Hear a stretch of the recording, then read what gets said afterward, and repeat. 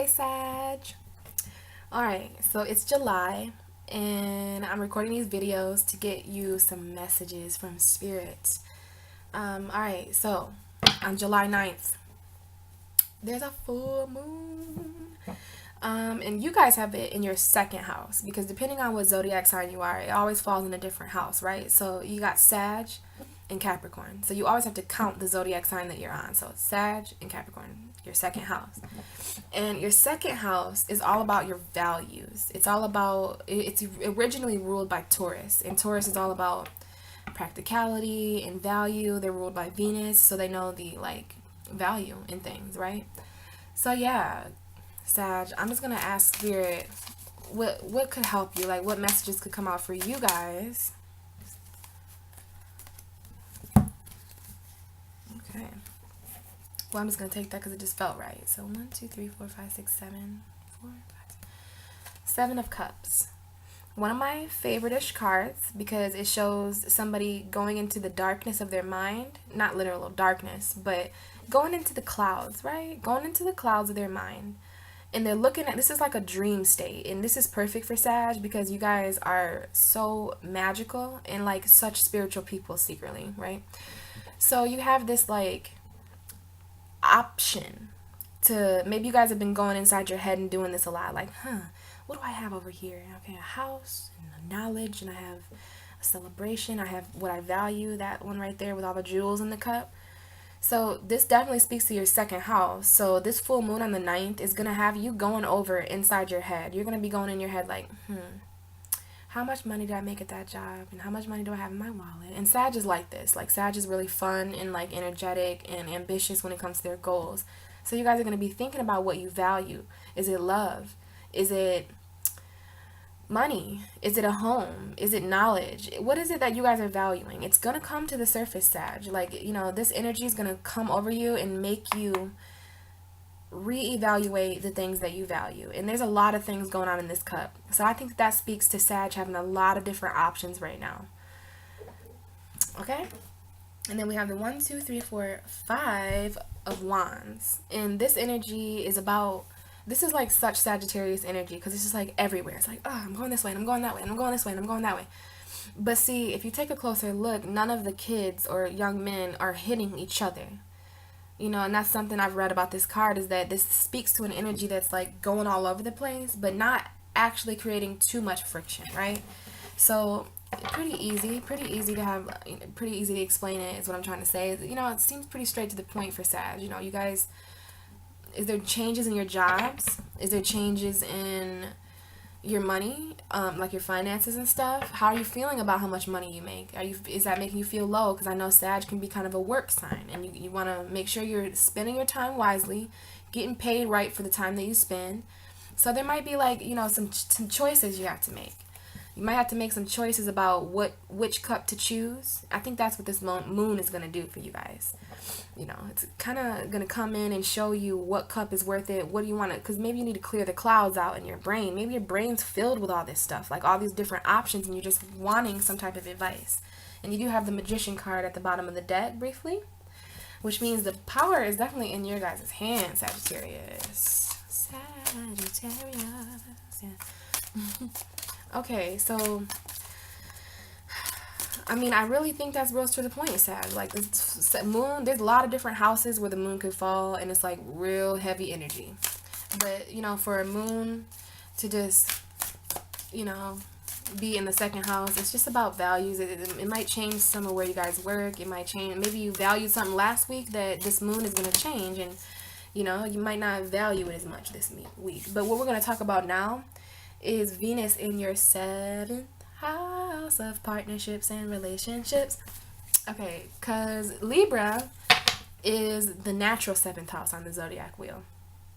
And Gemini is 7 houses away from Sagittarius. So you have the planet Venus, who rules love and attraction, coming into your 7th house of relationships, partnerships, love, all that. And the first card that popped out was this card, which is in reverse. It's the 8 of Wands, naturally upright. It means forward moving energy, very, very fast, magic, magic, magic. But reversed means delays, and it means waiting, and it means being patient. It means friction. Like, we're not getting to a solution here. So, Sag, you might be feeling like that. It came out when I was talking about Venus moving into Gemini today. It moves in July 5th. July 5th. So, there might be a lot of energy coming in that doesn't seem to be going the right way, which would not be very understandable of Sag, because Sag is the like masters of energy. You guys know how to reserve energy, and you know how to use it too. Okay, Venus in the 7th house for Sagittarius. So we have the Queen of Pentacles, which is someone who knows her worth, knows what she's doing, sitting in her garden, ready for a new beginning because there's a rabbit. And then it's interesting. Notice something right away. And then we have the King of Wands. So you have the Queen of Pentacles and the King of Wands. And then there's a salamander. So the rabbit is a magician that turned into a salamander. I don't know the relationship there. Maybe one of you has a pet salamander or something. But what I really see, just to be serious, because see, Sag is a fun energy, so I'm always like getting this way with you guys. All right. Because I see the Queen of Pentacles here. So you guys, male or female, there's going to be this queen. Like, because, you know, females, I don't like gender, but I think we have value more understood than males.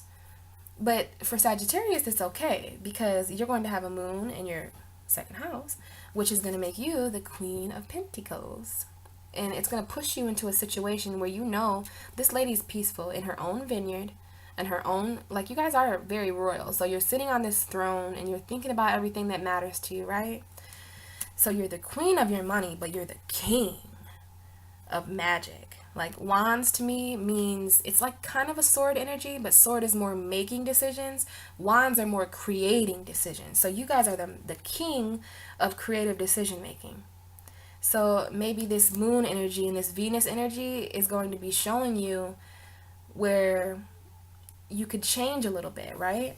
You could change the way you look at things a little bit, because there's power here that I can feel Sagittarius doesn't realize they have. Because you got the King of Pentacles, and then you have the King of Wands, and then you have the Page of Pentacles. And there's a lot of pentacle energy. Like, let's hold these up. Look at these two people. And there is like a feminine male balance kind of going on here, but he's looking at his pentacle. It's just her, she's a little bit different. This was more the feminine side of you guys. She's sitting down holding a pinnacle. And the pinnacle did get a little smaller, but, you know, her value or his value towards it did not get smaller, right? You're just carrying around a lesser load. Just because you have a $20 bill in 21s, it doesn't mean, you know, like the quantity of it doesn't mean you're any less valued. But I think after you sit on this throne for a little bit, and this is a fire energy, because the salamander back there, salamanders are in tarot, they represent a fire energy. So after you sat with your fire for a little bit, and, you know, you sat and reflected about what you value and what this moon's going to make you value, then you have the Page of Pentacles. And this is a more ready energy. Like, the lady's not sitting down anymore, and now he's standing up. And they're both very sunshiny cards, but he's like more out in the elements now instead of sitting alone thinking. So you're going to be out here, right? You're going to be learning new things and doing new things about it. And so, Sagittarius, the next card we have is the Three of Swords. And this card is painful as it looks to explain and feel. Well, it's not all bad though. I believe there's going to be some pain, though you guys do have to realize you're going through. So the full moon in your 7th house of relationships, it might cause some pain. Because, you know, Sagittarius, let me speak some real stuff to you. You know, I can feel you guys, and I can feel the journey you're going to go on. And I can just hypothetically just kind of jump on the Sagittarius train. And you got this full moon, and you're going to be shown all these things about what you value and about your job and about money. And I don't know what each and every one of you are going to realize, but it is going to ultimately lead you down the road of this. But it's okay, because this is a betrayal type of card, and it's a heartbreak card. It's like maybe lovers breaking up, or like 3 lovers. It definitely, the 3 swords, some people do apply that to actual 3 different people. But, you know, Sag, I know you're fun and stuff like that, but this is definitely a painful energy. It could be 3 decisions that I felt that. Okay, I felt that more. It could be 3 decisions that you have to make that are going to stab you in the heart, but I hope to God you're doing the stabbing, because I think it's better to hurt yourself than to sit around and watch like other people hurt you. But Sagittarius, I think that this pain is not like a breakup. It could be for some of you, but the majority of this pain has a reason, right? Because of where it fell in the cards. And it's right after the Page of Pentacles. So I just think this is necessary heartbreak. Maybe you guys are dating some people that like just care about your pentacles, like, because you got this Queen of Pentacles and this Page of Pentacles, and you're doing some thinking about that. And then why would heartbreak come right after that? Like, as a psychic and as like a feeler, I just don't like that. It just shows me a few different things, that the money is going to be what causes this. I didn't even want to say that. I just feel like money is going to be what causes this. It's kind of stressing me out.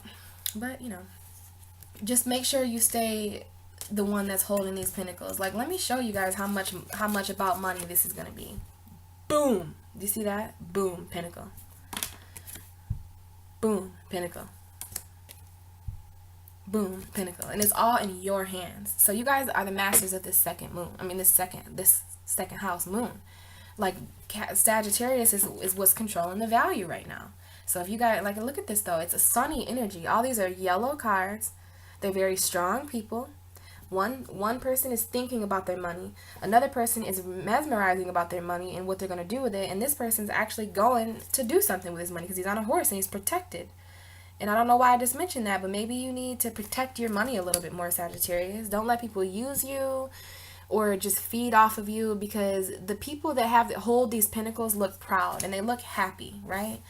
And I just don't want you to deal with energy like this because of a job you get or because of money. Oh, I hate money, but it's okay, because you guys have the Queen of Swords card, and that's a very intellectual woman, and this is an emotional time, but I think Sagittarius is handling this. There are a lot of clouds in the background of her, so it might be a cloudy time, but nonetheless, I still see you guys feeling like royalty, or at least knowing that you are. And you have this sword with your hand drawn, ready to make the decisions. Ooh. Ready to make the decisions. It's funny because the last card you guys have is the Two of Wands. And the Two of Wands is a depiction of a man who's up top on a balcony, looking down at the whole world, but looking at the world in his hands as well. And he's got decisions to make, right? He's got these 2 wands, and one of them is stuck there, though. Well, it's not stuck, but it's held there. So he has a place for his decisions. He has a place for his magical creativity. He is the wand master. He's got 1 wand and another behind him. And the world is what I really want you to focus on, Sag. Especially with all this job energy and all this, like, changes and stuff like that. Like, it's going to do some things to you guys. It might make you feel a little bit more in charge, and you'd like to feel like, why are you looking at me? I shouldn't be the only one making all this money. Like, gosh. And I say that because of all those pentacles. Like, when that many pentacles shows up for one reading like this, it just shows that and it's not just finances, it's anything that you see valuable. But I just see Sag with the pentacle. Like, it is. I've done these readings, and I didn't see that much pentacle energy with anyone else. So for me, and as my own tarot reading, experience, and just what it feels to me, it just feels like you guys got the gold, and I just don't want you to attract any leprechauns.